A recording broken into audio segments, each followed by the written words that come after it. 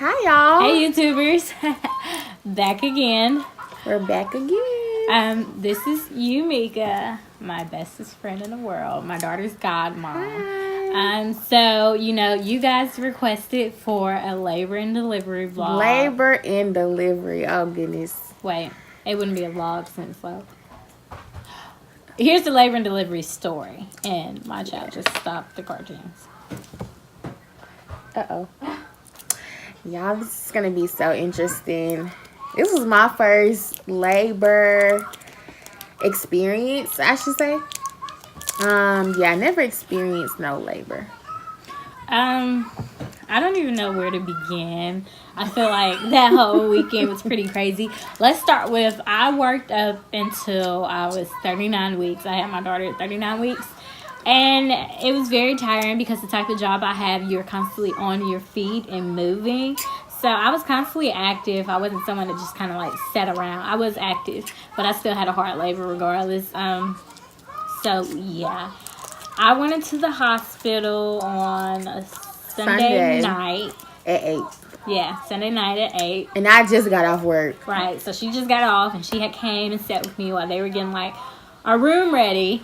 And her dad, remember his name is Tom, okay? So we're sticking with Tom. Her dad was driving here, I think, from where he's stationed. And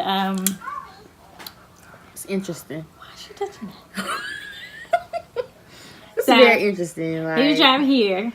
So we're there, just me and her. I had already let him know, I was going into the hospital, get here, basically. Well, we get there, finally in the room, they get everything done they need to do. And they start me on Pitocin, I feel like it was. It was the pill, wasn't it? Yeah, I think they gave me the pill. Yeah, I don't know what it's called. Well, let me go back some. Throughout my pregnancy, I had like a lot of complications, I guess you want to say. I was under a lot of stress. So I was always having contractions, putting myself at risk for preterm labor. It was pretty harsh on my body. Yes. It was very harsh. So I feel like that also played a factor in everything that went on while I was in labor. So yeah, they started me on Pitocin and the IV. Yeah, no, we didn't get to the IV first. That was the pain medicine that didn't work. Oh. So the Pitocin, is to soften your cervix. Well, that didn't get me anywhere because I think I only got to maybe dilated. I don't know. I was dilated at a 1 for a long time. Yeah. I was scared for my life because for one, I never experienced anything. I never been in a labor room. I didn't know what to expect. It was definitely an experience for me. I was so confused. I didn't know what was going on. I was just there and, being assistance for her and waiting to see my beautiful guy baby, which y'all will see close to the end.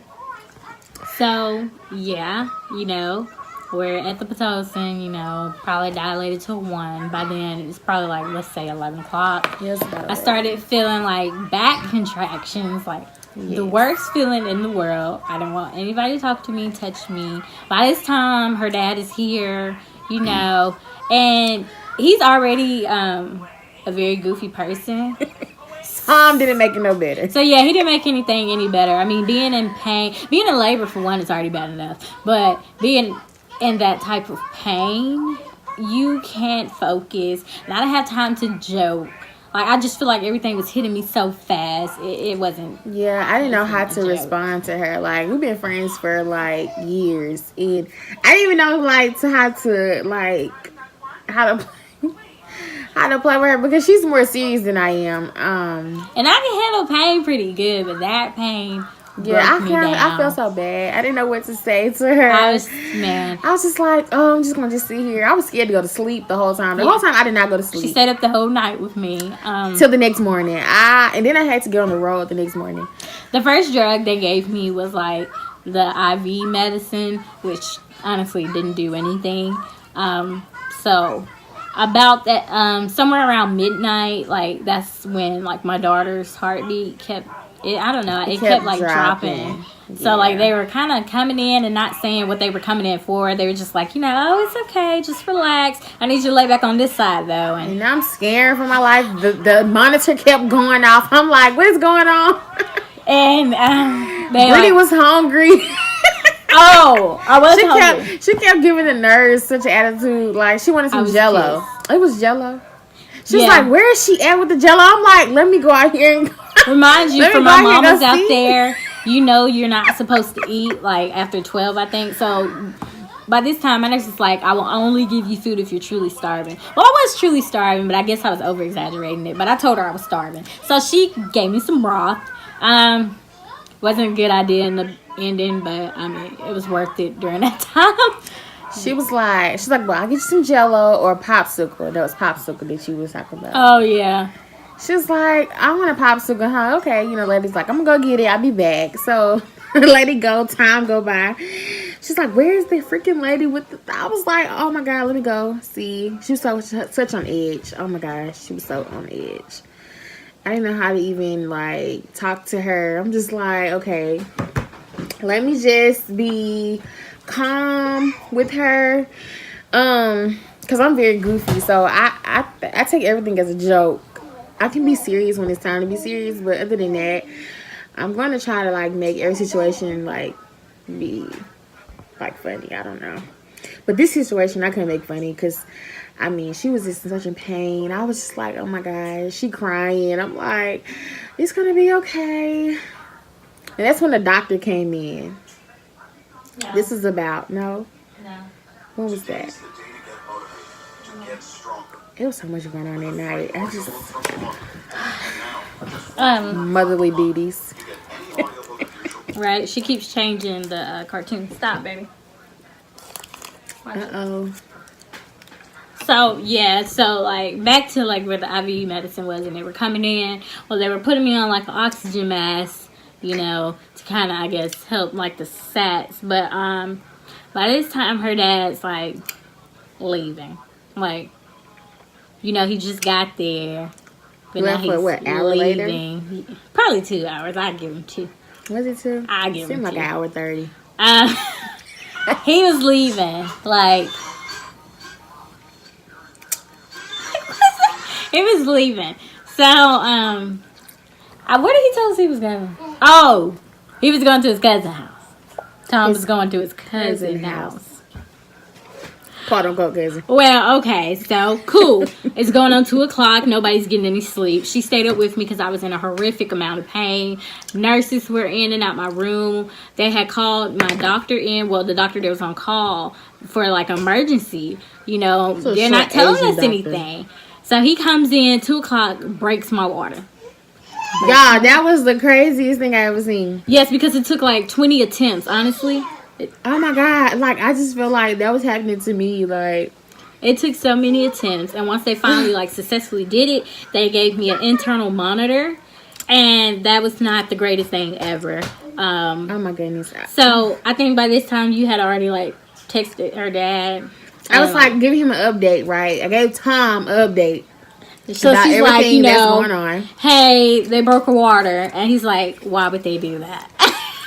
Now, I don't think he realized the like extent of what the things were happening when he left, but it was getting pretty severe. So like, they were trying to let me progress on my own, see if things would get better. Nothing seemed to get better. Like, everything just pretty much got worse. So they ended up giving me a shot to stop my labor while I'm going into labor. I feel like that's where everything just pretty much prolonged, went downhill. Excuse me. So by like 6 o'clock, I think like that's when my actual doctor had got there. 6 o'clock the next morning. Yeah. Oh God. And he's like telling us what's going on and how he's like, oh, you're gonna have to have a C-section. Right. So we're thinking like, okay, we're gonna have a C-section in like the next hour or so. Right. No, the lady comes in. No, what happened was she gave you the epidural first. Yes. She gave her the epidural. She was like, we're going to give you epidural first. Before we knew about the C-section. Right. But like, so she was like, we'll give you epidural, turn around, hold her still. I'm like, and that was so good.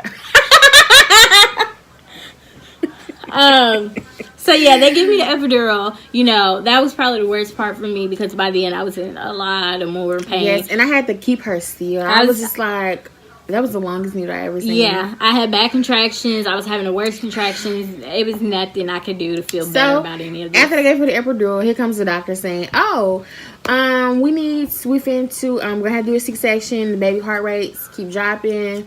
This is what we're gonna have to do." So I'm texting Tom once again, like, "Okay, you need to be on your way because she's about to have the baby. She's about to go in C-section.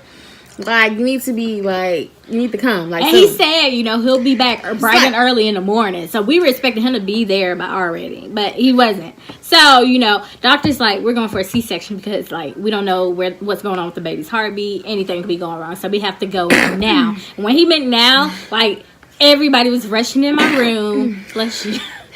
Rushing in my room. I was getting prepped from both sides. Like, it was crazy. Oh my God.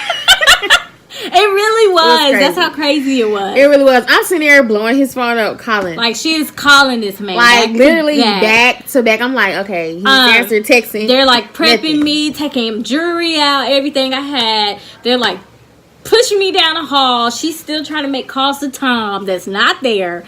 Luckily I had very, very great nurses, like, throughout the whole experience. You know, they were so there for me, and I was so thankful for them. They held my hand, they kept me calm, you know, even though I was boohooing my eyes out because I've never had surgery in my life. So I'm already pissed that I happened to go for a C-section, but it's fine. You know, my daughter got here safely, so I'm blessed. I was about to cry too because I'm like, my best friend, I can't go back there with her. Like, right. It was crazy. And then Tom finally shows up. No. Tom. I'm in the OR, strapped down on the table. We're still waiting on Tom. Tom does get there, like, not too long got there, and they're like rushing him up to the OR, and this man come in eating fruit snacks in the OR. Fruit snacks. So I'm down in the waiting room, like, okay, you know, I don't know what's going on up there. They done turned the corner. I walked her all the way down till they turned her to the OR room. I'm like, okay, at least let me get that far. So we got there. I'm down in the waiting room. Here go Tom walking around the corner. I'm like, Tom, you need to pick up the space because we're waiting on you. Yeah, like, they're holding the whole surgery to wait on her dad. I've never seen that happen before because it was a very emergency situation. And they're waiting on Tom once again. Tom. Well, thankfully, Tom. He got there in enough time. They got him, you know, scrubbed down, whatever they needed to do, got him in. Well, everything just pretty much went by so quick. I really don't remember, like, everything. I remember I couldn't hold her after because, like, I think, was it her blood sugar that was low? Something was low, so they wouldn't give her to me right away. Of course, they're not going to give her to you, give your child to you in a sterile field. But, you know, they'll let you see her and stuff. But I was only able to see her for a quick second, and they were just taking her away. But it was a very special moment for me, you know, getting to meet my daughter for the first time, you know. I was so upset, y'all. I got on the road that morning. I was tired, for one, because I didn't sleep at all that night.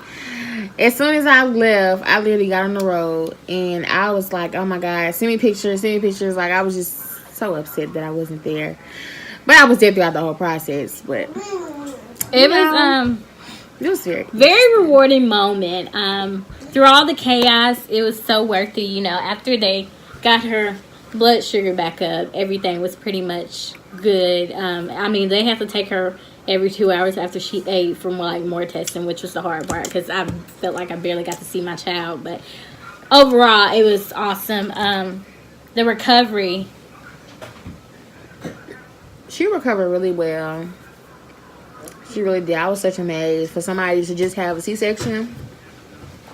She was up moving the next day. Good. I was just like, girl, it was painful, but I did not like the way the pain medicine made me feel, and like I had an allergic reaction to whatever they gave me at first. Yeah. So, yeah, but motherhood became rewarding. It is not the easiest I've been through so far, but it's definitely something I wouldn't trade for anything in the world. It was interesting. It was a definitely interesting whole process. Yeah. I'm just so mad. I'm so happy. I love my baby. She's really like my own child. Like, she's close because I'm probably having any kids for the next couple of years, but you know. I'm really happy. It was rewarding. It was. It was worth it. I don't see myself having any more kids. From the baby shower. One and done. From the baby shower to delivery, it was just like. Yeah, throughout the whole thing, you know. It's nice. It's good to have people like that. I mean, you need a support system. You do. So, yeah. You really do. Because if not, honey, I don't know how you would get through it. Because. But yeah. She was a bitch throughout her pregnancy, too. I was a mega bitch. I don't care. I'm still a bitch. She used to hate when I smack on food. Oh, they used to get Y'all. on my nerves. Oh, my God. There were certain things I could not even irked my eat. nerves. We'll be on the phone. Or even in person. I could not even eat. She feel like I was smacking. If I fell asleep, it was just crazy. She was smacking. Horrible. But I promise you guys a labor and delivery vlog. Damn, why I keep saying vlog? A labor and delivery story. This is a story. Here's the story. Bye. That's We gotta show Maddie. Oh, well, y'all just seen her, but Take her face for her, man. she's not gonna take it out. Say hi, This Maddie. little girl is about to be 1 next month. Yay! My sweet princess. Say bye-bye. Say bye. I'm making Bye-bye. Hey, sis.